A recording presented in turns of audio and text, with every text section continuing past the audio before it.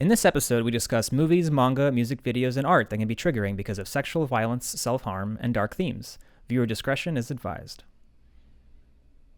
Bap doo wap! Welcome to Creative Block. We're your host, Gene. And V, we interview people in the animation industry about their life, work, and hobbies while we doodle jam. We asked people on Twitter if they had specific topics they wanted us to discuss, as well as some drawing prompts. And today with us, we have Kasey William. Yay! Hi. How's it going? Hi. It's going all right. It could be better, considering I've had wonderful Christmas time stuck in my head for like 4 days. That's a curse. That song is a curse. Yeah, you are a color designer. I sure am. Yeah, you've worked on a bunch of stuff. You worked on Nico and the Sword of Light, on Little Big Awesome, and most recently Animaniacs, right? Yep. Sure did. Yeah, that just came out and everyone really likes it, so I'm very glad. Yeah. No, everything's looking great. I mean, you pretty much, I feel like you colored like every other prop, pretty much. Yeah. Well, it was me and one other color designer, and I looked on the server and I had colored almost 3,000 props, or 3,000 designs. Oh, wow. So yeah. Yeah, that's a lot. A lot. Yeah. It's an insane show. It looks really good, though. Like, the art is... I haven't seen a show look like that in a while, so that was refreshing to see that style. Yeah, well, they tried to stick to the original style as much as possible while updating it. Yeah. Mm-hmm. Yeah, they did a good job. Well, you are our first color designer on the show, and might be worth explaining what a color designer does and sort of what the duties are. Yeah, so basically I color everything on the screen that moves, is what I usually explain to people. So like, a lot of people will think that I go in and color every single frame, but that is not what I do. I color the designs as a guideline for the animators. So it's basically just for their reference. Oh, Gina's drawing me. Hello. Mm-hmm. Hi. Hi. I'm drawing myself too. So you're technically a you're like in previs, right? In terms of where you're in the pipeline. Yeah. So I take the black and white designs for characters, props, and effects. And yeah, I color them. Depending on the show, I'll do lighting, passes, shadows, rim lights, etc.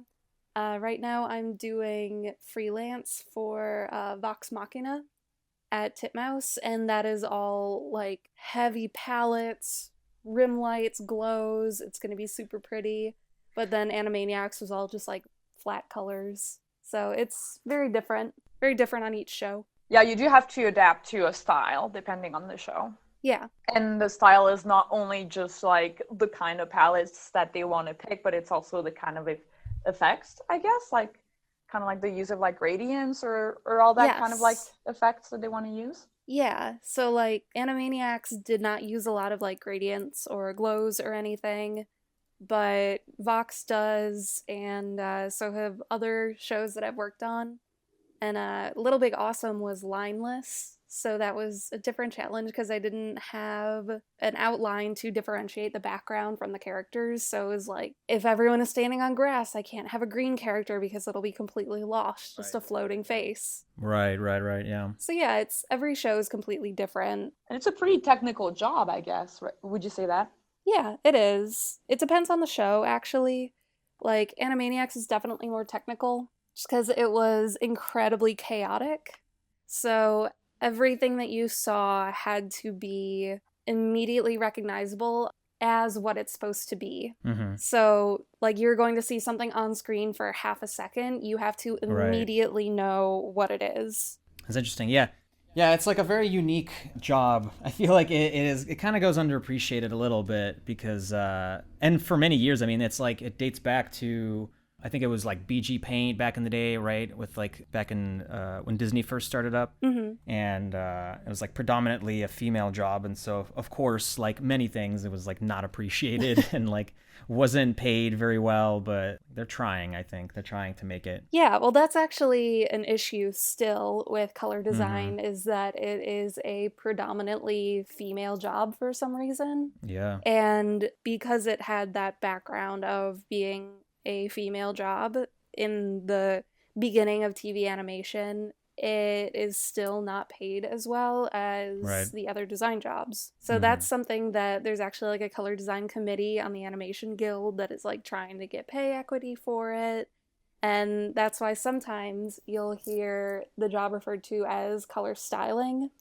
That's what it used to be, but part of the wants that the color design committee wanted was to be called designers, because we are designers. So now, just about, I think a year ago, it officially changed from being called color stylist to being called color designer. Well, it's baby steps, but yeah, it definitely deserves more recognition and more respect, because it's a job that I feel like most people couldn't do. It's actually most artists especially couldn't do, because it's like very specific. Yeah, I know I couldn't do it. It's like so. I can't do it. Yeah. It's like colors are hard, dude. Colors are. It's like, I literally, when I want to color my pictures, I just go online and just steal somebody else's palette. I'm like, this looks good. I'll just use that. Use the eyedropper. You can't do that on the show because you have too many things to color according to already existing palettes. Yeah, it's a very specialized skill, and yeah, there's just like not many of us out there. Well, tell us about baby Kasey and like where you started and how you have ended up in this career. Baby Kasey was a tiny little anime weirdo, as I think we all were. Naturally. Yeah, Tiny Kasey would be fucking stoked that she was here. Like, working in animation in LA, being paid to, like, color cartoons and draw dogs. Yeah. Yeah, I didn't technically go to school for art. I went to college, I went to, like, 3 different shitty community colleges, because I kept moving around, and each one I completely half-assed. I went to because my parents insisted that I needed to get a college degree, and at a certain point I was just like, no, fuck this, I'm just gonna drop out, because this isn't doing anything for me. I'm not learning anything that I don't already know. It was all really basic figure drawing classes and like 3-hour-long psychology classes. It was like, this is great for someone who is not me. Like, I was not gaining anything from it. So I decided I would drop out, and I would draw a lot and work really hard and like meet people and network and hopefully end up in a good spot by the time I would have graduated from college with no debt. And it worked out, because I started working in an animation studio by the time I was 22. Which is just about where most people start getting in, like, if they're coming in fresh from college. So I feel good about that. That's great. Yeah. What are the different colleges, like, what are the names of the different colleges that you tried out? Just They're really middle of nowhere. I grew up in Elgin, Illinois, which is like an hour outside of Chicago, and so I went to Elgin Community College. And then I moved to Iowa City because I didn't know what I wanted to do with my life, and I had friends that were going to college in Iowa City, so me and my boyfriend at the time moved out there for about a year. So I went to Kirkwood Community College in Iowa City, and then there was one in like a branch in Cedar Rapids. So yeah, I went to those, and yeah, it was just like, they're fine. It was just not what I wanted to be doing at all. Yeah, totally. I feel like this is really smart that like you were able to make that decision early on. Like, I was definitely the kind of student that was just like going to all the classes even if I hated them. Like, I was just like, even though I was like, this is not useful at all. Like, I feel I've always kind of envied people that were able to just be like, I can, like, this isn't useful. I don't need to do this. I can just. It is weird how much time like we spend going to classes that we're paying for that we don't want. Like that. Yeah. It's a weird. I mean, I get it for general education because it's general education. Right. College is a different beast. I'm talking specifically Yeah. about college. Yeah, but yeah, I don't know. It is always odd to me how much time I wasted, and especially when they dump a lot of homework on you. It's like they make you do so much homework for these classes that will have no application to my life whatsoever. And it's like cool. I'm glad I'm paying like thousands of dollars for this bullshit class that does nothing for me. I was wondering, Kasey, before we move forward in your storyline, like, did you ever do like in middle school or like high school anything like art related in terms of like did you have like a drawing club, or like did you used to hang out on like DeviantArt or all that kind of stuff? Oh yeah, I totally did. I had a DeviantArt and I really wanted to be a popular DeviantArt artist, but I just drew the same like anime inspired shit that everyone did. So of course I like didn't go anywhere, but it was great because I met a bunch of different young artists and I had a lot of online friends. I didn't have a lot of real life friends just because no one shared my very specific nerdy interests. And so I had a lot of online friends on like Gaia Online, and I would like submit art to the Gaia art contests, things like that. But I was also in AP art classes in high school, which What's that like? it was fine. It was like very fine arty. Like I remember they had divided the AP art classes up into digital and traditional. And I remember I was a traditional art kid. And we were all really snobby because it was like, oh, when you're on a computer, you can just hit undo. You can just do fake art. And oh, fuck off. Yeah. Well, yeah, looking back now, it's like, no, that was totally the right path that I should have been on. I should have been learning digital art. But all the digital art was like, make a collage in Photoshop. Stuff that I was not interested in at all. Right. Yeah, that's interesting. Hey, there was a shift that happened at some point, I think, and where like everyone was kind of looking down at digital art, and now that's all it is. Yeah. So. Yeah, like digital art for the longest time, it was just like the tool evolved so fast. So at the beginning, you couldn't really paint in like Photoshop. I remember as a little kid, the very first version of Photoshop, there was like nothing at all besides like gradients and like the pencil. It was pretty much like MS Paint. So you couldn't paint, you couldn't do anything but basically collages. So it kind of makes sense that like digital art was just this weird thing. Yeah, it was like a sort of gimmick. Yeah, because it's like, why would you paint with the computer at that time? It made no sense. It was like the tool is like less interesting than like traditional medium, right? Yeah, it was a gimmick. It's really funny when like Ringo Starr was doing quote unquote paintings and MS Paint and was like treating it like it was some like high art, and it looks like shit. Oh, they're so but fucking it's like, bad. Yeah, you can like Google them and look them up. They're really bad. They're kind of charming.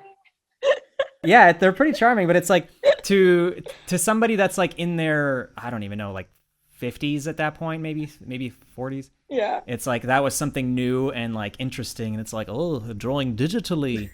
I'm drawing in the digital realm. But it's like, nah, dude, that's MS Paint, and it looks like shit. But, like, well, I remember I like went into the digital AP art class to see what they were doing. Like one of my friends was in there, and I was like, hey, what have you guys been up to? She's like, oh, we're making animations. And I was like, oh, no shit, you're actually animating in here? And she showed me what they were doing, and they were making like simple comics. And at the time I was like, dog, this is not what animation is. Like, I don't know what the fuck the teacher is talking about. Yeah, there's some weird thing where people will confuse animation and comics, and they'll call comics cartoons, because I think people used to say that in like the beginning of the 20th century, and it's like, yeah, I don't know, man. They've been moving for a while. That's a different thing. We've had animation for quite some time. They're not cartoons when they're not moving.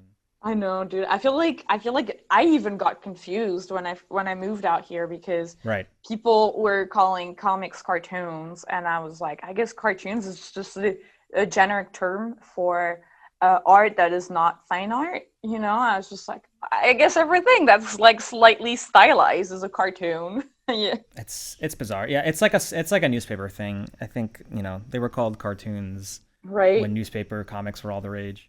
This is possibly the worst frog that's ever been drawn. I like him. He's got sass. Yeah. He's hanging out with V's frog. Yeah. He's hitting on him. Judging silent. Oh, okay. It's a different angle. Interesting. Give him a little blush. Ooh, a little blush. Ooh, something's going on. It's a love story. So, like, what are some of your earlier projects that you did before you got into animation? Well, I used to draw a lot of horror comics, actually.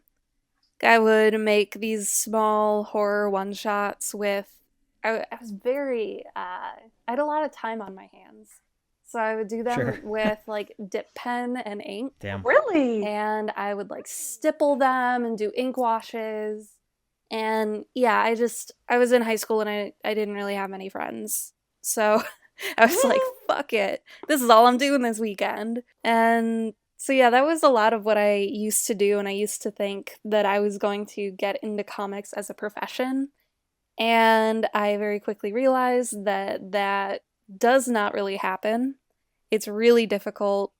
And comics pays like shit, which is why I was like, oh, well, maybe I can try to get into animation. And, well... Before that, I worked on a comic with Jean, actually. Mm-hmm. For those who are not in the know, Jean and I are boyfriend-girlfriend. And we have been for like 7.5 years. So like back in 2012, he and I worked on this comic together called Galacticat. It was a webcomic that still exists. You can still look it up. It was like a loose sci-fi comedy about a space cab driver who is also a cat. And yeah, that was like 260 pages or something. Worked on it for a year. It's totally wrapped up. We did a Kickstarter for it and everything. Went to conventions and peddled our wares. We still have boxes of Galacticat comics in our closet. So many boxes. God, so many volume ones. Because we did that Kickstarter. We asked for like $400 just to do a first run of volume 1. And we ended up getting like $4,000, which was awesome. But we had to print a bunch more comics to justify getting that much money. Right. And we have never sold all of them. Yeah. Well, it was like... Do you still have a bunch? Do you, like, right now? Oh, yeah. Oh, yeah. Yeah. Do you still have them, like, with you, like, in the apartment that you live in right now? We have a good amount in our LA apartment, and then I have a whole box in my parents' house in Chicago because, like, I figured that I would keep some there because our biggest convention that we used to do was Anime Central in Chicago, which we still love. But we just haven't gone, well, obviously this year because of quarantine, but also, like, it just didn't work out the last year either. But yeah, like we would always sell really well there, and so I just had a separate box just there. But then we stopped doing conventions. It just got to be too exhausting, and we didn't really need it because if people don't know, conventions are like fun, but like to break even is a miracle. To make a profit is like amazing. Like you pretty much have to structure your whole life around it and tour conventions constantly to like make a profit. And so I was trying to like figure out a way to ease that, like I invested in more books up front to sell them later, but I overestimated how long we'd be doing it for. Right. And so we still have a shitload left. Yeah, you guys need to like give me some stock for whenever I go to conventions. I can sell some for you. Sure. Okay, great. Yeah, possible for us. When the pandemic will be over, we'll do that.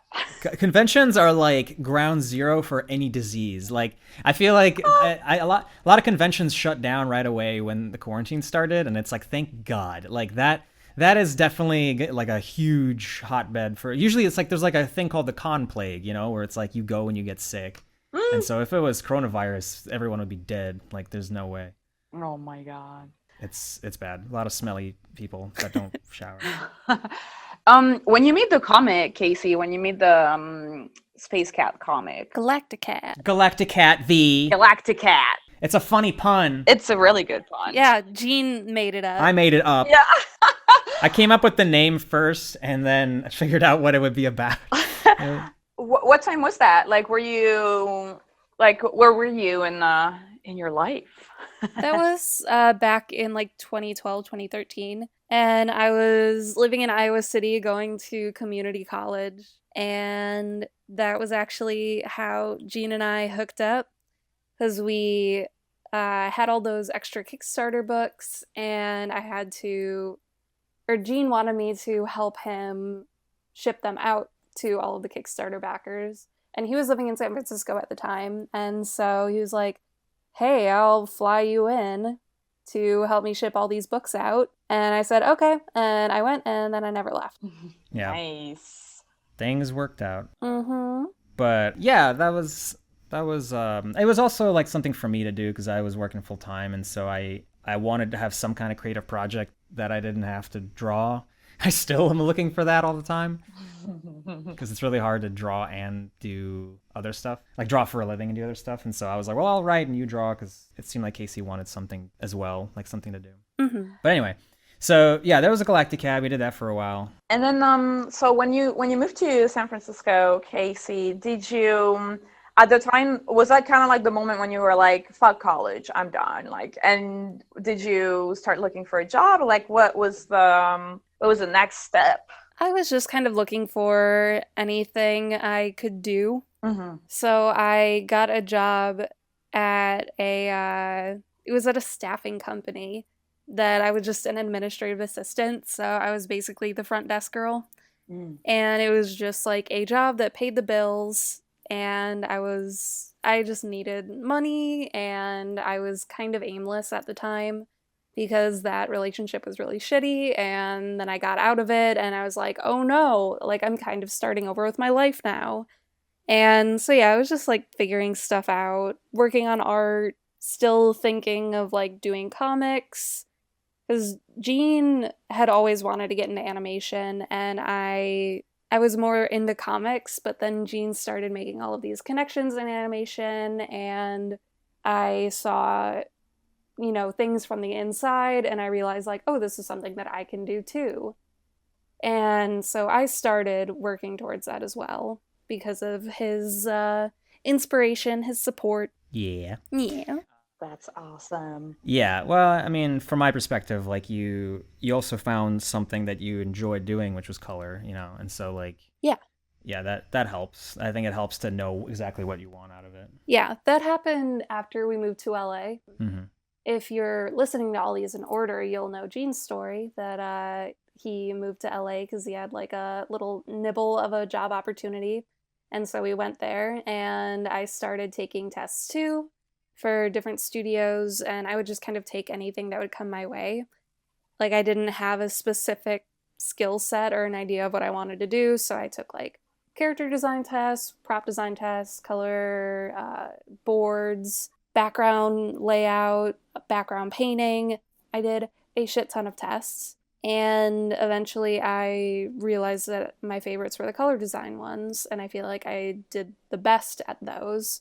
Because I've never been the best at adhering to someone else's style. That's like not something that is in my personal art skill set. But color is like much easier for me to bend to a different style and be kind of a chameleon with. And so I focused all of my stuff, like all of my art and all of my time and energy into that. And most of my art before then was actually, because I was very horror oriented, was black and white. So it was like, all right, cool. I gotta create a complete new portfolio just for this. Yeah, it like we were saying earlier, it's a very specific gig that requires a very specific approach. Yeah. So I worked very hard to just like hone my skills and make myself hireable. Mm-hmm. That's what you gotta do. Mm-hmm. I'm sure this is gonna like pop up in the questions at the end, but I kind of want to ask now anyway. Like, what kind of exercises or like assignments like would you give yourself in order to kind of complete a color designer portfolio? My favorites were to do like a full color background, full color, full rendered background with a character or two in it, because that not only showed that I have multiple skills, I can also like color characters and place them in a situation, place them in a scene, work with different like atmospheric lighting, things like that. So those are still like some of my favorite pieces of art to do. Yeah, I've seen you do, and other color designers, I've seen them do like different times of day but with the same piece, which is like, yeah, that is like such a great way to show that you really understand lighting and mood and all that kind of stuff. Yeah, that's something that is, it's also just like a really nice exercise. And you get 3 pieces of minimum effort. Well, I don't know about minimum. For you, maybe like color for me is like, I literally, like I said earlier, I literally cannot do color. If someone doesn't give me like a palette, I'm just like you know, when you stare at that gradient in Photoshop and I'm like, and then you kind of have like the little like thing on the right that's just like the bar, and I'm just like sliding things, and I'm just like, yeah, things are sliding and colors are changing. I don't know. Yeah. This is happening. Just guessing. Yeah. Little do people know, professional colorists fucking love overlays and multiplies. Oh, never feel shame for using those Photoshop tools, because, oh man. That's a tool. Oh man, do I use them. Yeah. It's a valuable tool. Yeah, it's definitely like a job that has benefited from technological advancement, because it's just like you don't have to mix paints and know exactly what you want. You can just kind of futz around. Yeah, a lot of my job is just fucking around until I figure out something that looks good. And I'm like, oh, nice. I'll do that. Sure. What were like the tests that you took and the first one that worked out for you? How long between the moment that you decided to look for a job in animation and the moment that you landed your first gig, and what was that first gig? My first gig was actually a production assistant gig at Titmouse. And I was still taking a bunch of tests. I had taken multiple tests for Fairly Odd Parents back when that was still being made. I did tests for Loud House, Big City Greens, everything that would come my way I would take. And I eventually just got a gig as a production assistant for, it was actually a DuckTales character creator app at Titmouse. And I just did my job, I did it very well, and they eventually moved me on to a full production. That was Little Big Awesome. I had worked on a couple pilots and stuff, and they just liked me and they liked working with me. And when I was working on Little Big Awesome, I just had communicated that I wanted to be a color designer. So when color design positions opened, I tested for it, and eventually they moved me from PA to actually being a color designer. And that was after being on the show for maybe 4 months. Nice. That was pretty fast. It was pretty fast. Yeah, working as a production assistant was actually really helpful. And it still will, help me. It makes me a more appealing hire.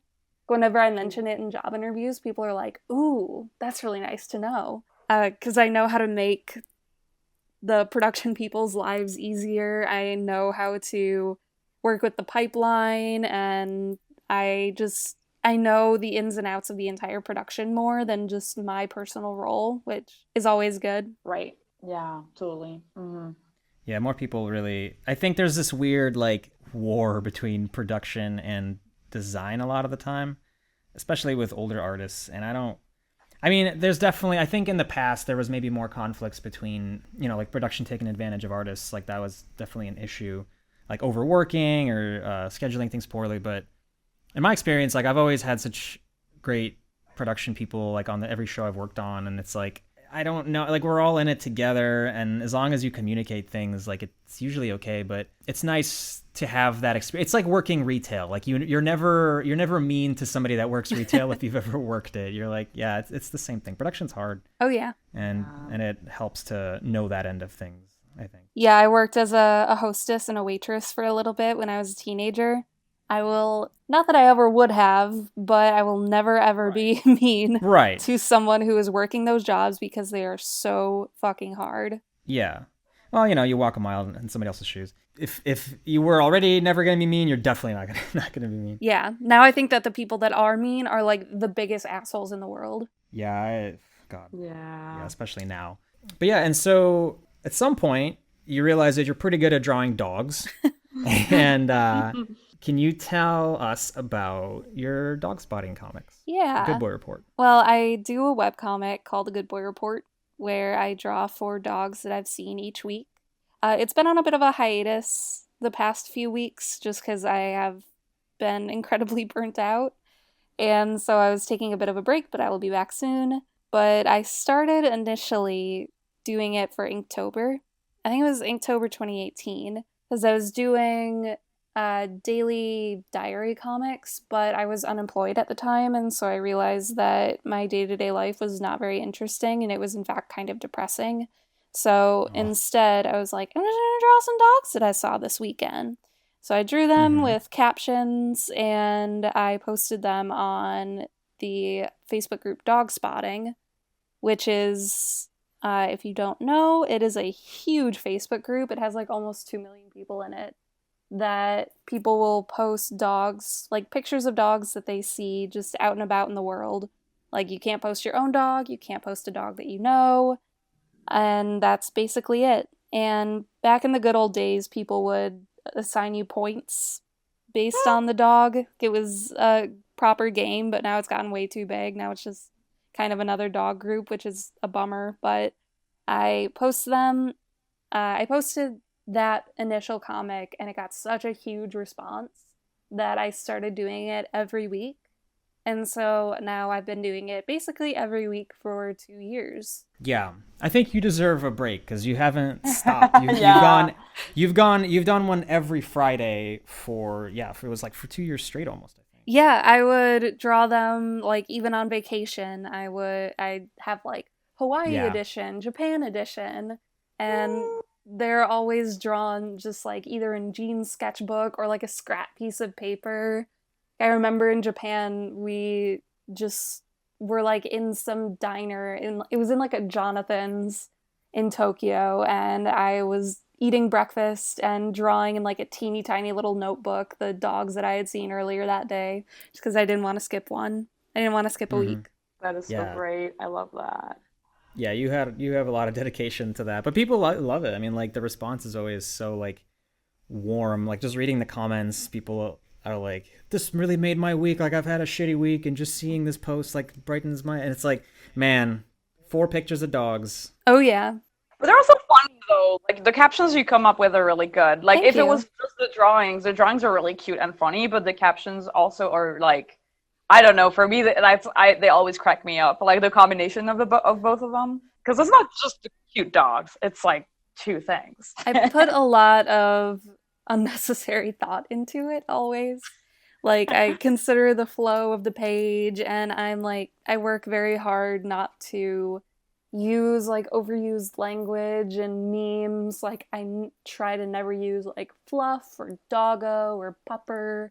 Or things that will age it like that, or things that I didn't personally come up with. Even calling like a dog a loaf, it's like, that's been done so many times. I'm going to come up with a more interesting way to explain that. And yeah, I feel like that has kind of given it its own sort of personality, because it's not just another dog comic where you talk about floofs and puppers and doggos. Yeah. I try to make it its own thing. It's kind of funny to me how like the internet was all about cats for a while. Like, in the early days, like the first decade it was all cat memes, and then at some point something happened, and I feel like everyone got way into dogs. I think I have a theory for that. I feel like all the introverts were using internet earlier on, so it was all cat people, and now that like the internet is so wide, like all the dog people that are like you know, like the more I guess like extroverts are using internet too, so now there's more dog. That's That fascinating. is very interesting. Because I mean, and it's obviously not like a blanket statement, but that is an interesting observation. Because I think that like it's definitely when the internet opened up through social media apps and like people had iPhones and shit, like that's when dogs really started to take off. It wasn't just all the cat weirdos that were. Yeah. Yeah, that's very interesting. I don't know. It's like don't you guys. This is not science. This is just a stupid theory from my brain. Like there. No, this is science. This is internet science. Yeah, this is V science. Thanks, V. Yeah. V facts. I have lots of facts like that. Yeah. Oh yes, you do. I have a theory that birds are next. Mark my words. Oh, there are. Yeah, birds don't really have a whole lot of personality. I don't know. I guess. I don't. V, they can talk. I think they do. I think I have been exposed to many bird videos and photos, and they do have a lot of personality, about as much as cats do. Oh, I guess like you say every single bird, like owls and cockatiels and like. No, it's usually like little parrots that it's like Kasey said, they can cockatiels. Yeah, they can talk, and so you get a lot out of that, but also their dumb little like pitter-patter feet like there's a lot of comedy there. I'm telling you. Birds. But enough about birds and more about Kasey. No, I want to talk more about birds. So you landed that gig the gig on Little Big Awesome. Yes. And how long did that last? That lasted, God, I want to say like 5 months as a color designer. And then they rolled me onto Nico and the Sword of Light, which I was the sole color designer for season 2. So I went from just like starting out to here's an entire show. Yeah. Which was a very nice, fun challenge. Well, especially because it was a season 2, so I already had season 1 to work from, so there was already a set style. So it wasn't like super stressful, it was just kind of like, oh, I can kind of have fun with this. And Nico is very fantastical, so there were a bunch of monsters and statues and huge ships that I had to work on for like multiple months because it was that huge. And it was a very interesting challenge. Mm-hmm. And I was also working in Flash, which I am not very good in. So it was like, here, Kasey, do an entire show in a program that you're not familiar with. It was like, ooh, fuck yeah, all right. Was it like different, like, do you feel like the software changed kind of like your way of thinking about color? Or it kind of made me have to be more... Well, Little Big Awesome was in Flash as well, but it was a completely different style. Nico was very detailed. Like, I would have to go in and do, like, detailed textures in Flash. And it made me have to think very deliberately about what I was doing. Because when I'm working on stuff in Photoshop, I can just kind of, like, fuck around with the hue and saturation and all of the different, like, layer effects, multiply, etc. But you don't have that in Flash. Like, you have to know what you're doing and lay down the colors with purpose. They do have some. It's just like the tools are bad. Like there is, because I work a lot in Flash, and there's definitely ways, especially lately in more recent versions, they've added like layer effects and overlays and things. But it's not great, and it really slows it down. Yeah, well, I don't know what I'm doing with Flash, so to me it was like, all right, I know how to fill. Right. Well, plus it's probably better anyway. Like, if you're doing color design, like you want it to be easy to like just eye drop. Yeah. For the other people. Yeah, so it's like, it's probably better that way anyway. Do you feel like working in Flash has kind of made you more aware of like how to slide through the color pickers more efficiently? I don't know.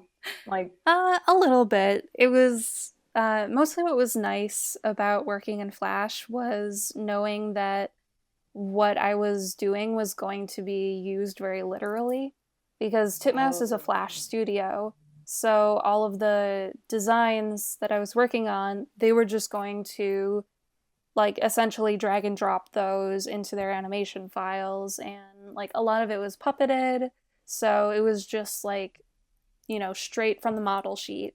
So it was like I could get more detailed, I could do more like interesting lighting things, put textures on it, do like different colored lines, because I knew that it wouldn't get muddy. Like there wouldn't be any guesswork. Because a lot of the time when you're working in Photoshop and you do like a specific gradient, there, unless you have like a specific swatch call out, like this is this color used at this opacity with this layer treatment, it's going to be essentially guesswork, color picking. But yeah, if it's just like you're grabbing the model sheet and you're animating that model sheet, it made it a lot easier in different ways. I see. Do you feel like part of your job is also like you said, like calling out like specific color codes for colors on, like maybe not on Flash, because you said that like they were using literally like your assets, but is that something that you would do for other shows like Animaniacs, for example? That's what I do for Vox Machina, not for Animaniacs, just because a lot of the colors were, very literal. There wasn't a lot of complexity. But yeah, for Vox, it's something that I have to do because there's, every single scene has its own palette.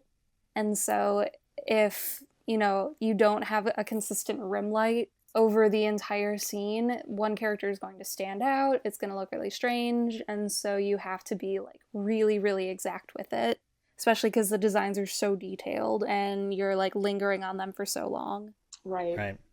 Well, hey, let's talk about your influences. Okay. Because I know you have many. You have a lot of different things you pull from. I sure do. Talk about like what kind of stuff inspired you, especially because you said you used to do horror comics back in the day. So like, what was your inspiration for that kind of stuff? Well, I was very into, I had a 4chan phase. Oh boy. And so I really liked like Guro art, which is just basically like anime gore. And that's kind of what I grew up with art-wise. So it was like that, all of that like internet anime gore mixed with like gorillas. Oh, okay. You know the kind. Yeah, gorillas is like the one thing that I was like, oh, I want to get into art and animation. Like I want to make something like this. This is so cool. And so yeah, it's really all over the place for me. I basically like shit that is imperfect and challenging. Do you have like artist names that kind of reflect that for you? I really like, there are very specific things that I like. Like I'm more of a single work person than an all over artist person. So like I could call out Suehiro Maruo, but it's more just the animated adaptation of his manga Midori or Mr. Arashi's Amazing Freak Show. I like things that are kind of janky and have a backstory behind them, because Midori specifically is an adaptation of a manga that this one guy did basically completely by himself. He spent his life savings just adapting this really dismal manga into a like less than hour long anime movie. And so it's super cheap. It's basically just like he redrew the panels onto animation cells and it just kind of pans over them, or it loosely animates their mouths. And that's basically it. It's super simple, but because there's like so much care and backstory behind it, that was always really striking to me. And that's the sort of thing that I really like. That's what inspires me more than anything. Yeah. Is it the look of it, or is it like just also the dedication of the person behind the art? It's a little bit of both, because it is that like very Guro-y thing that I am drawn to, but it's also just like I really admire the dedication behind it. It's very unique. There's nothing else like it. It's like a lot of people lose their minds over Ghibli movies and Disney movies and things like that, and it's like, yeah, I recognize like the craft behind it. I recognize that it's very good, but it's all just too perfect. I like being able to see the human hand behind something. Yeah. Yeah. Sorry, I'm continuing my yelling about things. Go for it. Even like Laika's stop motion is so perfect. It might as well be CG. Like I recognize that there is so much craft behind it, so much love, so much care, but I love when stop motion, like, you can see the fingerprints, you can see, like, the fur on a character move because you know that there's, like, a human hand pushing it between each frame. Yeah. Like, that's something that you don't see a lot in a lot of, like, modern big budget animation, and I miss that. I really like that sort of thing.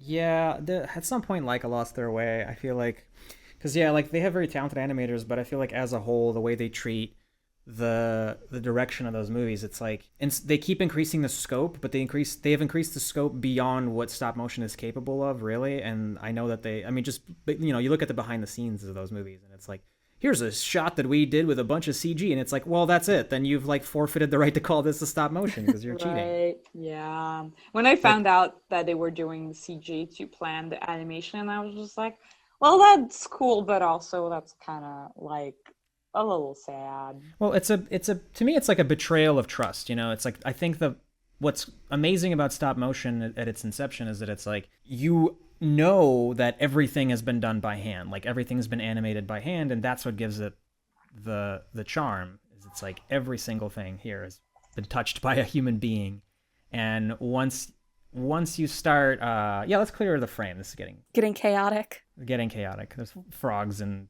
a lot of frogs, mostly frogs. But yeah, it's like once you start introducing CG into it, it breaks down that trust between the viewer and the studio, and it's like, well, I don't know how much of this is stop motion anymore, like, and that takes away from the magic of it, in my opinion. I agree. Going back to kind of like your influences, I remember you were talking about, oh my God, I forget the name in English, but Wild Planet Sauvage? Oh, Fantastic Planet. Fantastic Planet, that's what it is. And that kind of has this sort of animation too.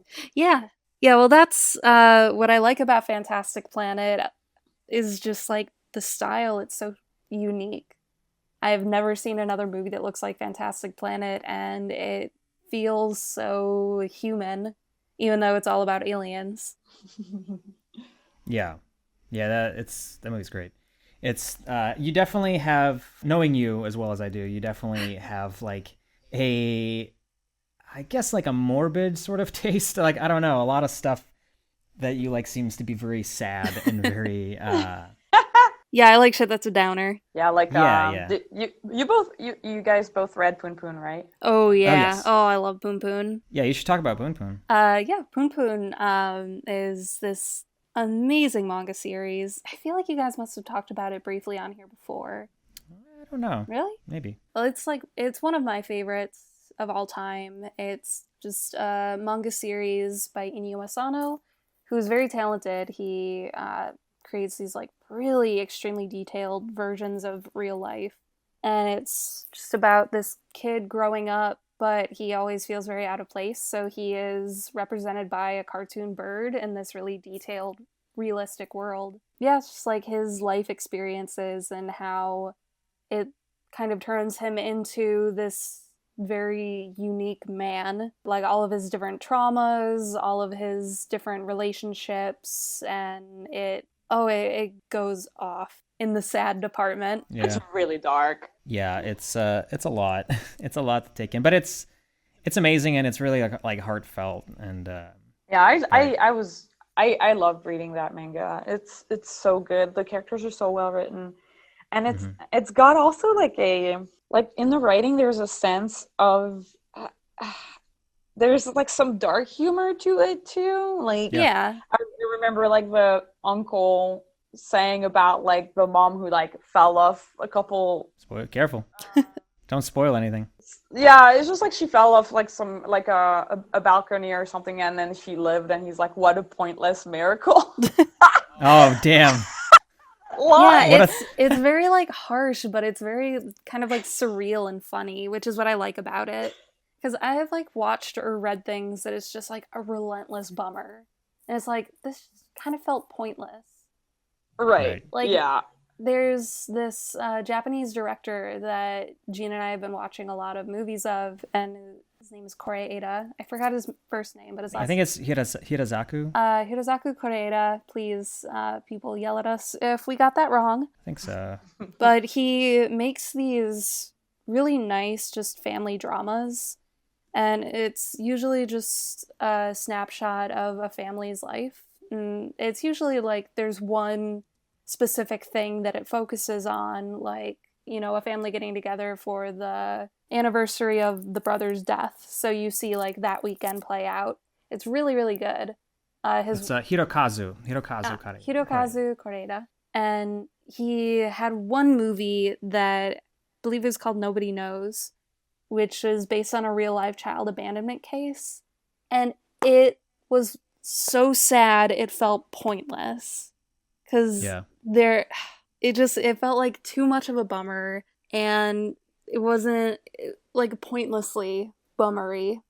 I'm sorry if you're listening to this and you like fucking love that movie. Please come after me. But I was I really want to. I want to know who loves that movie. Who loves Nobody Knows. Yeah. Ugh, yeah. What's the difference for you between like something that is a complete total bummer and something that is like that still deals with like dark themes but doesn't fall in that previous category? I think it comes down to just the way that it's treated, because if something is like a huge bummer but it's like heightened in a way, sort of like people call it torture porn, it's like that. I get that, like that has a purpose, that is doing more than just like making you feel bad. It's just kind of like pushing it to an extreme. Or if there's something like poignant behind it, that's another thing. That's where Poon Poon gets it right, because it like all builds towards something and there's a poignancy to it. There's like a bittersweetness at the end. Mm-hmm. But when something is just like, man, let's watch these people suffer, it's like, I don't really want that. I don't care for that. Yeah. Let's watch them suffer with like no poignancy, no kitsch, no style, no nothing. That's what I don't like. Yeah. I think that like with Poon Poon, there is not because like the first time I read it, I liked it, but I didn't quite like fully grasp it. And then when I reread it, I think it was around the same time you were reading it, V.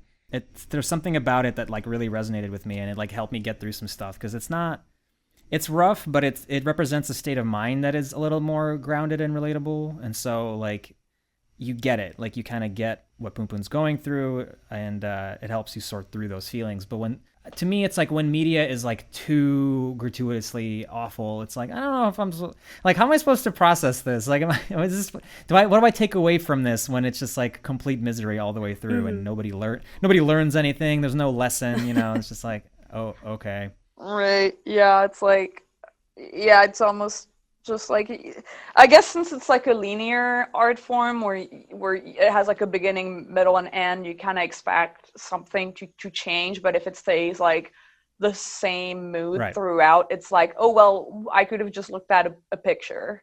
Like basically, so like the movie that Kasey was talking about with the kids being abandoned, it's like, it's based on a real case. And the case itself is brutal and, you know, fascinating in a dark way.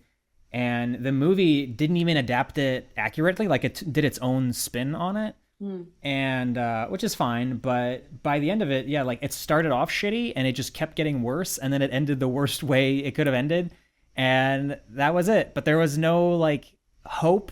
They tried to cram it in at the very end, this like, you know, one final shot. But it's like, barely, I would not consider it a hopeful moment. It's just like, yep, this is just their lives now. And it's like, cool, that sucks. Yeah, like what the fuck? I just feel bad. Because it's like, well, what's the moral? Like, don't abandon your kids? Yeah, I knew that going in. Obviously. You know? Yeah, but if it was at least like I would almost, I did end up, you know, we read about the actual case, and like, I feel like I got more out of that because at least it's real. And so when something is real and it happened, it's like, wow, that sucks. Like, that's a fascinating. It's like how people get into crime dramas, you know, true crime stuff. Well, I remember there's a recent manga by Inio Asano, the same guy that did Goodnight Poon Poon, called Downfall. And it was just about like a manga artist who recently ended his like popular manga series, and how he's just completely disenfranchised with the entire manga industry, and he's putting off like creating his next work, and he has no inspiration, and he's kind of a piece of shit. Like, he's a really awful person, but he was still very relatable. because it was like, ah, fuck, I see parts of myself in him in a really awful way. And so it felt like it had some, like, a very unique value to it, because it was like seeing everything that you fear that you are pushed to an extreme. Yeah. Yeah.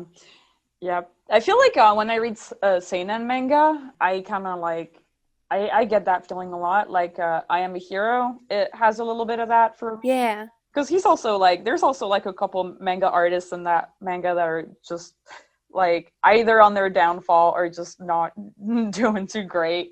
I also love how I'm like talking about how much I love all this like depressing, gory shit, and I'm just drawing like chow chows. The fluffiest chow chow. A little fluffy chow chow. That chow chow has some dark feelings inside. Yeah, when you have the dot eyes, it means something's going on. Yes. This chow chow's been through some shit. Yeah. Are there any other movies that you take influence from, like live action stuff, maybe? Yeah. It's mostly, I mean, art-wise, live action movies are, like, I guess I get inspiration from them atmospherically. Like, I basically like movies that have very nice vibes to them, either in a good way or a bad way. Like, that's why I like a lot of the Koreeda movies that I was talking about, just because it has such a nice feeling of just living in this family's life for a moment. Like, spending an entire year with this family, or a weekend. Or, I really like the movie Chef. It's a really nice family drama. Well, it's like a comedy drama, the lighthearted drama. And that tends to be the sort of stuff that I'm drawn towards, where it's just like a piece of these people's lives and they're going through something and then they make it through. Yeah, kind of like slice of life-ish. Yeah, in a sense. Yeah, the last one that we watched was straight up adapted from essentially a slice of life manga, so it definitely had that tone. And do you have, you were talking about gorillas earlier, would you say music is like an inspiration for you in your art? Oh yeah, hugely. Especially like looking back at my art in high school, it was all just like completely based on lyrics from bands that I liked. Yeah. Very like introductory indie girl bands like Animal Collective and Bright Eyes, Neutral Milk Hotel. And I still listen to those bands. They like never left me, but I'll still do like art that's inspired by music that I like. Like I did a piece a year or so ago that was based on a Songs Ohio song. And that's something that's always been very important to me. I like, keeping up with new bands and finding new music. I try to not be stagnant. What's your favorite genre? My comfy genre that I like keep going back to is just like indie rock. Nice. Yeah. Yeah, it's a lot of stuff that is like comfy but still kind of interesting. I like music that sort of pulls my brain in two different directions, which is why I like stuff like Animal Collective or Panda Bear, or I've been into like Tobacco lately, which I know that you're also into. V. I love Tobacco. It's so good. Oh my god, I'm crazy about Tobacco. I've been crazy about Tobacco for at least I was in Gobelin when I started listening to them. So to Black Moth Super Rainbow or Tobacco himself? Kind of both. I started with Black Moth Super Rainbow because they're a little bit more approachable. They're a little bit more musical and a little bit less experimental. They're the pop group. Yeah, I feel like Cobra Juicy, which is a Black Moth Super Rainbow album, came out. I remember that time because I backed it up on Kickstarter. Sorry, this is my rant because I'm such a huge fan. I'm one of those rabid fangirls. And so I like backed it up on Kickstarter, and it was 2012 or 13 and when it finally came out. So if I had backed it up on Kickstarter, I must have like been listening to Black Moth for at least like 2 years prior. And yeah, Cobra Juicy is such a good album too. It's so good. It's just like really solid experimental pop. Exactly. It's really easy to get into, and it's got like what I love about Tobacco / Black Moth, like his music is just like he has this like melody that is really easy to listen to, and but at the same time there's like these bass and like this like distorted sounds that it's like you feel like I don't know if it's anger or frustration or just whatever the heck it is, but like this kind of like dark beast lurking behind the music, and I'm like, I know exactly what you mean. yeah. Yeah, like his recent track with Trent Reznor, Babysitter. Oh my god, I love it. You know what? That music video validated me to the like so much because I could never watch the Never Ending Story. That movie, it was like freaked me out, and it wasn't just because of like the bad guys. It was just like this character, the dragon Falco. Yeah, Falcor. He's so scary. Yeah, he's scary. I always thought he was scary, and when I finally saw him show up in a tobacco music video, I was like, yeah, that's what I'm talking about. Yeah, finally appropriately using him for horror. Yeah, he's like chewing on that chainsaw. I'm like, oof, yeah, okay. Ooh, there he is. There's the boy. There's the horror. Yeah, oh my gosh. When the pandemic is over, we have to go to a show together. Tobacco is amazing life. I've been to like 3 of his shows. Oh, damn. That was one of the main reasons why I wanted to, not the main reason, but like I had 2 artists I wanted to see when I moved to LA because they never toured in Europe. Tobacco. Tobacco never used to go to Europe. I think now he does maybe, but like at the time he never, for an album release, he would never come. And Octopus Project. I don't know if you know them, Kasey. Oh yeah, I've listened to them a little bit. Yeah, they're fun. I want to see them live. But yeah, enough about, I don't know. Yeah. The aesthetics too of like his music videos, like they're so insane. I love them. The one for Streaker that you showed me and Jean. Oh. Yeah. So good. Yeah. Oh my gosh. Just such good, it's like good light horror. Yeah. That one's directed by Eric Wareheim, right? Yeah, it was. Yeah. He creates such good music videos. He sure does. He found a weird career after Tim and Eric of just making dope music videos. Well, anyway, so how do you usually deal with creative block? Like when you don't know what to work on or, can't find the energy? I usually, I just look at other people's art. I still have a Tumblr. I have an art inspiration Tumblr, and I will just like revisit that. I'll go through it and like find sort of like, if I have something in mind, I'll find someone that did it better and kind of see how they did it. Like, I'm sure you just watched me struggle to draw like a cute anime girl. I like drew it and erased it and drew it and erased it because it just like did not look good. If I was drawing a piece by myself, I would just like look up old like 60s manga art and be like, oh, that's how they did it. And not copy it, but like incorporate my observations into what I'm drawing. I've done it before where I'll start on a piece and not like it, and so I will look through like my art inspiration stuff, look through my Twitter likes, my Instagram likes, come back to it just with those like things in mind, and I'll create such a better piece just because I have like things in my brain that I like the way that this looks. I want to make something that looks like this. It's not just my raw ass brain going onto the canvas. I totally feel that. I feel like sometimes when, I don't know, like I can see sometimes myself getting like dried up creatively. Like I've been, like if I draw in the same style for too long, I'm like, this isn't getting any new wind. And just looking at like another way another artist can like use lines or like just even shapes or even just like size, like for example like how big they draw hands or feet or like how long they draw like I don't know limbs or like the body shapes or even just like cartoony relationships between the characters and the background. I don't know, like just like looking at how other artists kind of see the world, sometimes it's like, oh, I can experiment with something new. Yeah. That feels like fun again to experiment with drawing. Yeah, totally. Well, yeah, you just see like, oh, damn, like I can do that too. Why don't I do that too? Yeah. Yeah, that makes sense.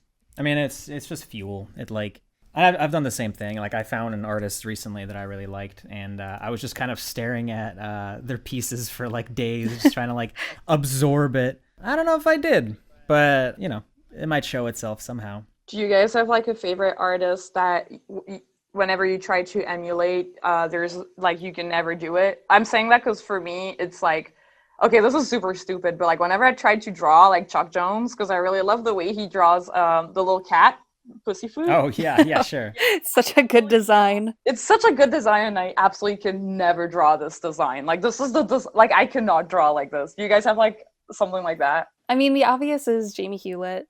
As a big Gorillaz fan, it's like I'll look at his art and I have no idea how the fuck he does that. Anything he does, it's all brilliant. And there is an artist that I really like. This artist on Twitter, her name is Kelly Ficara, I think it's pronounced. She makes art that feels like early 2000s backpack sticker art. It's very specific, but I look at her art and it, as things that I like tend to be, it feels really accessible. Like, I look at it and I feel like I could draw like that, but it's so specifically styled that I wouldn't even know where to start. Sure, yeah.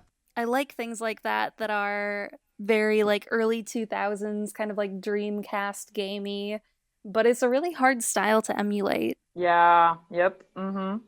Yeah. Well, there was definitely a phase I remember where you were doing a lot of like Mission Hill inspired stuff too, like that palette. I think that color palette like really imprinted on you at one point. Yeah, I was working very hard to just like figure out my influences and where they fit in my art. Yeah. I really like shout out to Lysol-Jones. I think that's what his tag is. But like _ Lysol Jones on Twitter. He has a very unique art style that I've been following for like, I don't even know, 15 years. It feels like a long time. And, but like the coolest part is that like at one point, you know, we had some mutual friends. So at one point we got to meet and like, he's a really nice guy. And I actually tried to get him a job at one point. Like we had an opening at one of my gigs and I was trying to get him on. And then when I did my short, I actually hired him to do the character design and he knocked it out of the park. But that felt like, you know, a sort of full circle thing for me where I was like, I'll never be able to draw like him. I just can't. And I was like, I'll just pay him with Nickelodeon money to do this whole thing better. And yeah, he's great. And there's a lot of other artists, but it would take too long to name them all. We have a bunch of questions. Yeah. Oh, do you want we? to start out? Yeah, Yes. actually. I'll start it off. A few questions from @ElioPictures. Hey, a friend of Elio. ours. Yeah. What are ways art students can practice color design? I'm gonna say... You talked about it a little bit. I did talk about it a little bit. Yeah, I'm gonna say doing pieces that are like full backgrounds with characters in them that help me so much. But also just like color your friend's lines. If your friend has a sketch of a character that you really like, ask if you can color it. I'll do that. I still do that as a professional just to stay sharp. I think it's fun.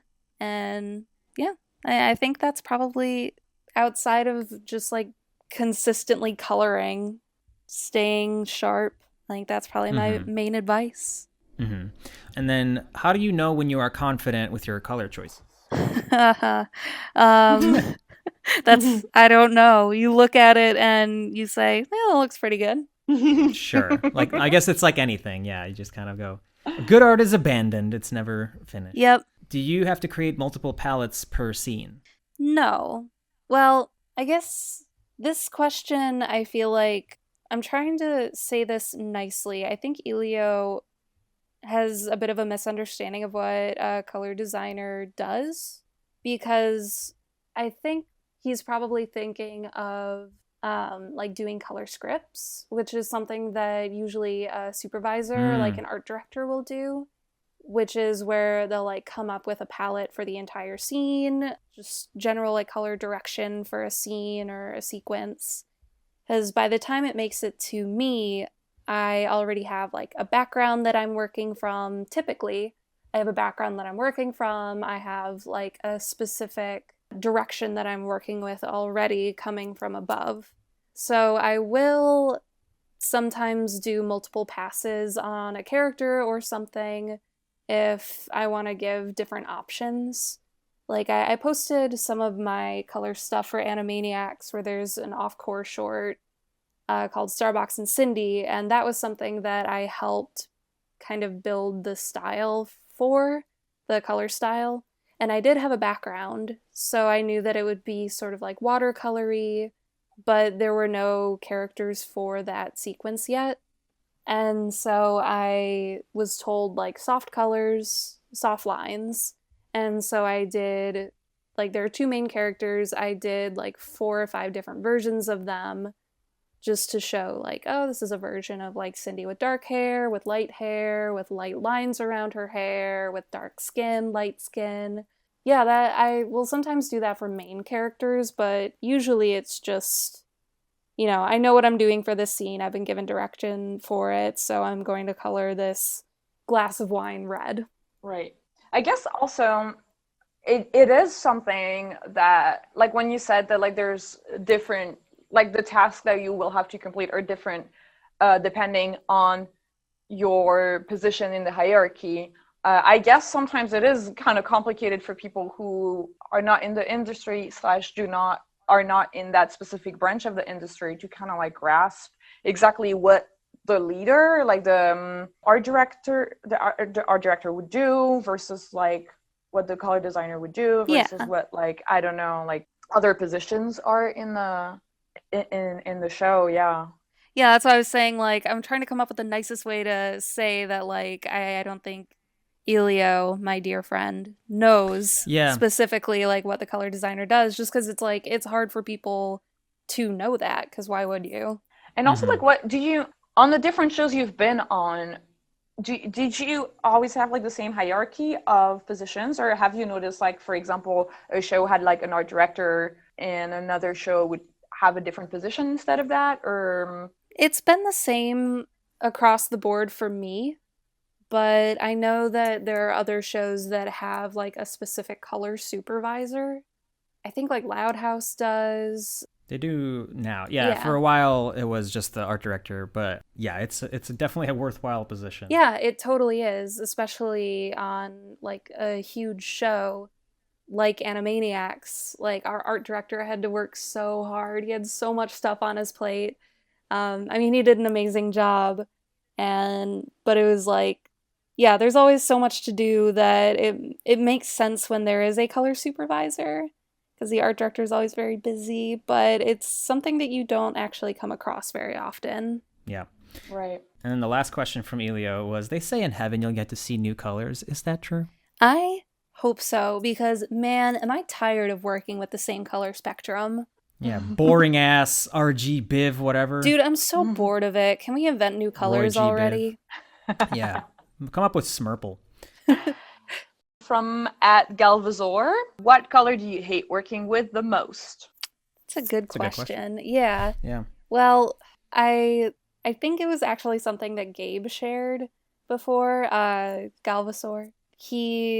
I saw someone say that people that work a lot with purple tend to be like come off amateur-y, because it's such an easy non-organic color. So like for anything mystical, like a lot of people make it purple, and that really stuck with me, and now I'm really self-conscious every time I work with purple. Yeah, thanks, Gabe. Yeah, thank you. Yeah, so anytime I like scroll through my Instagram and I see so much purple, I'm like, oh no. I'm a professional. I should look like it. But that's one man's opinion that stuck with me. That is probably not true at all. That's probably so funny, because like, I guess like for me, I'm always just like, my favorite color combo is probably like pink and green, or like pink and yellow, and I'm like, this is the only 3 colors that I always use, and I'm like, this is, gosh dang, like, it's so hard sometimes when you get like confident with one color, like, you know, to just do anything else. Yeah. Now, I actually find dark colors a bit difficult to work with, because it's hard to keep things looking dark while also keeping them like not muddy. I've definitely done my fair share of pieces that are in darkness that you look at it on a different screen and you're like, oh no, like I can't make out any of the detail in this. That's something that's a good point. Like, So much of color is also just kind of variable on like what monitor you're using. Yeah. And like if somebody has bad settings or whatever, it's just like different monitors have different settings. It could completely change the way they see everything you've done. Yeah, no, that's true. Like I will, if I'm doing a character or coloring a character that is in a lot of different scenes and is very important and is more of a main character, I will look at it on different monitors just to make sure that it looks good on multiple screens, because I don't want it to be completely washed out when it actually goes to people's screens. Sure. Yeah. Next question. Favorite dog? Ooh, Great Pyrenees. I Big. love big dogs. As much as I love teeny tiny little pieces of shit, big dogs. I love them. The bigger the better. Good for hugging. Good, best for hugging. I did fan art of someone hugging a Great Pyrenees just because they looked really. You did fan art of the concept of somebody hugging. I just the idea of it. I didn't draw myself. It was just a general character hugging a Great Pyrenees, just because I never have, but I love the idea. Oh, someday. Someday. Advice for people who don't want to or cannot go to school, but still want to get into the animation industry? Work your ass off, obviously. Make connections with people. It is so much easier now more than ever because of the internet to actually like connect with people that are working in the field that you want to work in. And I've had like people reach out to me and just ask like, hey, I'm an aspiring color designer. Could you give me advice? Because there's like no real resources on color design out there, and I'm always happy to. And I think that that's just like a good thing to do. I mean, not everyone will get back to you, obviously. They're all very busy. But yeah, I think that that's like something very useful that people can do now. And also just compare yourself against the art of people that are working in the animation industry. Make sure that your stuff is of the same skill set and like at the same skill level as what they're doing. Like, don't copy them, of course, but just see if your art is at a comparable skill level, because that skill is what's to be expected from working artists. When you say don't copy them, like, what do you mean? Like, do your own thing, like make your own art. Don't see like, oh, this person has like, they draw themselves as a bunny and they make diary comics. I'm gonna do that. That's what I mean. Because that's, Right. a very easy thing to fall into. Yeah. No, that's a good point. Yeah. And then at Morgan1RMB asked, what is the most common mistake / mix-up in coloring that a lot of people tend to look over? Well, ultimately, like everything in art, it kind of comes down to personal taste, because I wouldn't say that there are a lot of, like, mistakes, but I personally don't like when people do shadows with black and highlights with white. Yeah, it adds nothing to, like, the atmosphere. It just kind of, like, flattens it out and makes the colors look very fake, because that's not ever how shadows and highlights work in real life. There's always, like, a core color. There's always, like, you're either in, like, a cool area or you have warm light on you. And that's something that I see sometimes that I'm like, no. Yeah. It was an easy thing there's like an easy trick that I learned in college that it's like just adding blue to shadows already like adds plus 100 to making it look good. Yeah. Like it just gives it a little atmosphere, and but that's like a starter kit, Mm-hmm. But it does You help. would be surprised too, like when you're using like obviously digital, and you can try, or even like alcohol markers. I've been doing color with alcohol markers, and like when you can layer another color on top of the other, like for example, if you use red and see how that looks, like doing shadows with red, and somewhere like orange, and sometimes it's like it's surprisingly cool stuff can happen. Yeah, it gives it a vibe. More of a vibe than just like, I am in shadow. Yeah, and also with that, using just like a pure gray in a color piece, I feel tends to make that part of it look unfinished. If it's a monochrome piece and you're working with like, black, white, gray, that's one thing. But if you're coloring a character that is full color, and then say it's like a bird and the beak is just like pure flat gray with like not a cool gray, not a warm gray, that tends to look unfinished. Sure. That's another thing that I'll see sometimes that I'm like, oh no, I want to tell them. Yeah. Yeah, there's a lot of little tricks that I think like you pick up over time. Color temperature is something that I definitely had to learn about. Oh yeah. Just adding not yellow, like add a little orange. There's different variations on it, but it just not going with the obvious swatch color. Yes. Just something I used to do that a lot. Yeah, like all of my reds tend to either skew a little like pinker or oranger. Same with like blues, they tend to be either like purpler or greener, just to take it out of like the primary zone. Mm-hmm. Yeah, and also like trying to like color things in, like you said, like not their real color, I guess. I don't know, like trying to color, I don't know, an apple in like blue or something. Like, I don't know, something fun can happen sometimes. Yeah. If you're... Yeah. So, what are your goals going forward? Like, you were on Animaniacs for a while. What do you kind of see yourself getting into, or what do you want to do in the future? I actually don't know. A lot of people, like a lot of my peers, have these really like nice, solid goals. Like, oh, I want to be a showrunner. I want to be an art director. But I'm just kind of vibing right now. I like working as a color designer. Honestly, this is going to sound kind of shitty, I like not having that much responsibility. Like, I don't think it's shitty. Yeah. Yeah, that's great that you know that. Yeah, I like, people obviously rely on me as like a part of the pipeline, but I don't have like a bunch of people, coming to me for like, oh, I need all of this right now. Like, oh, I need to ask you all these questions about things like that. And I like that.